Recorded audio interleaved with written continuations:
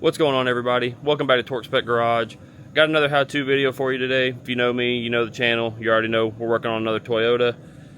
Today we're going to be doing an oil change on a 5th gen 4Runner, so the process will be the same for 2009 to 2023.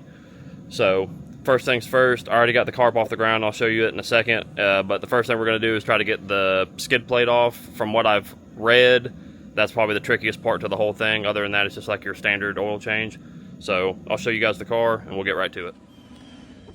Alright guys, so what you're going to need to do this, like I said, the ramps aren't necessary, but I got a set of ramps just to give me a little more clearance. A drain pan, you're going to need a 10 millimeter.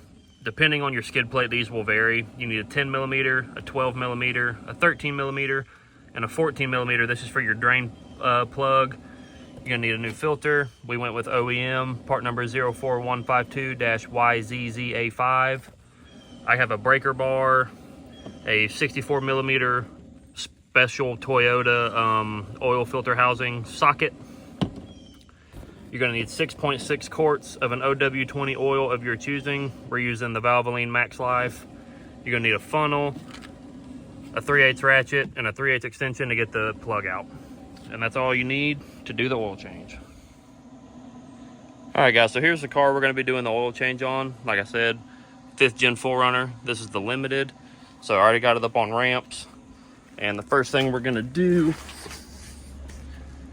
is we got to get this skid plate off.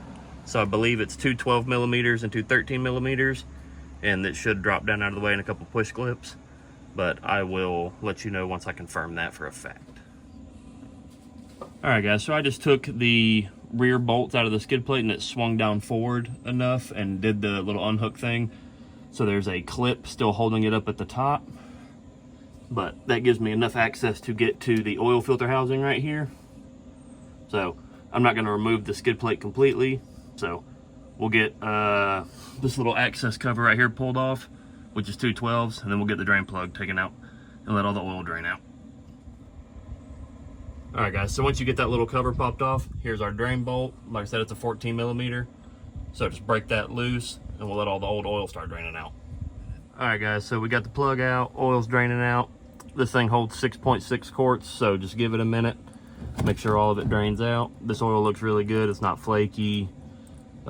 He said they just changed it about 3,000 miles ago, so looks pretty good. All right guys, so all the oil finished draining out. Got my plug back in there just hand tight. So next we're gonna move up here to the front of the vehicle where the filter is. This plug right here is 3/8, so just take a 3/8 extension and take this plug out, and then we'll drain the filter housing and get the filter housing pulled off. All right guys, so inside your new filter box, here's the oil filter number, by the way, 04152-YZZA5. We'll have this little plastic tube, and you just push it up into the filter housing, and that'll drain all the oil out of the filter housing, so that way you don't spill it everywhere whenever you pull the filter housing off. So like I said guys, it just pushes up in there. Just let it drain out, and then you can get your filter housing pulled off.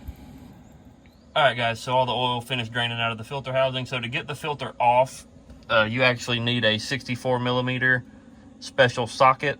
You can get them on Amazon for pretty cheap, but you can't use normal like channel locks or anything, because these things are plastic, so you will break it all to pieces. So get you one of these, like I said, 64 millimeter, and it'll get the housing off no problem.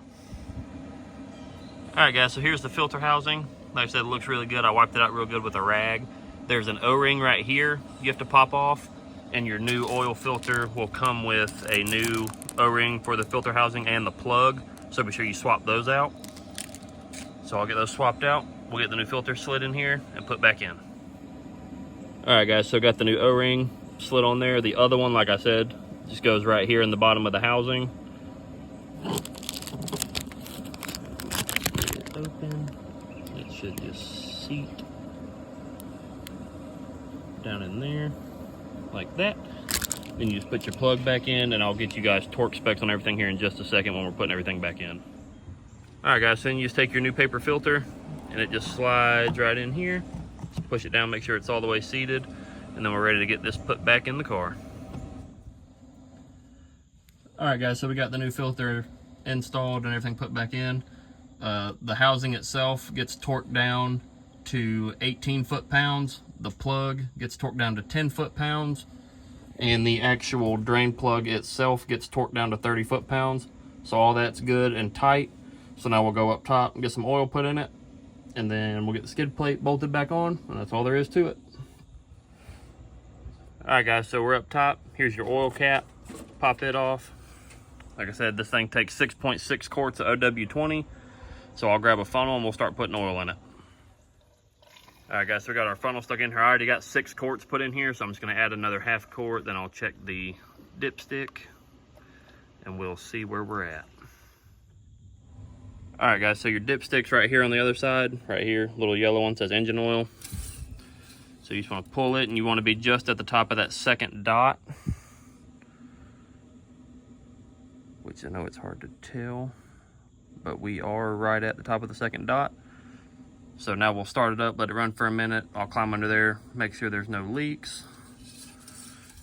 And then we'll bolt the skid plate back up, and that's all there is to it.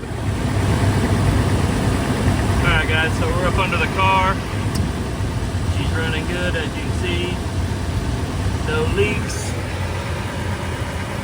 No leaks. So we are good to go. All right, guys, so we got the skid plate bolted back up. Like I said, what I wound up doing was just taking this 10mm, and there's one over here, right here. And then there's two 12s, one here and one here, or no, one here.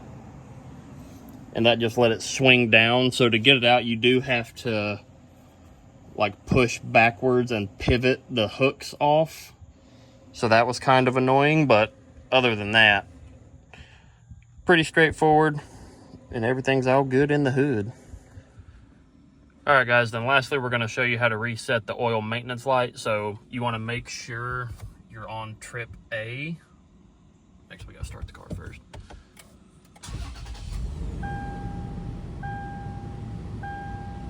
So make sure you're on trip A.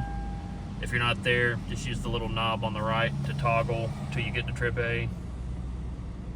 All right, then you want to turn the car off and then hold this in. Don't put your foot on the brake pedal, and hit your ignition 2 times.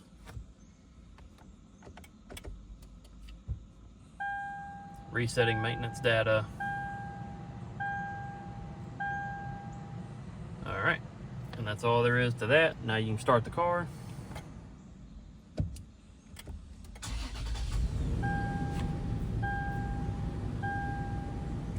And the maintenance light's gone.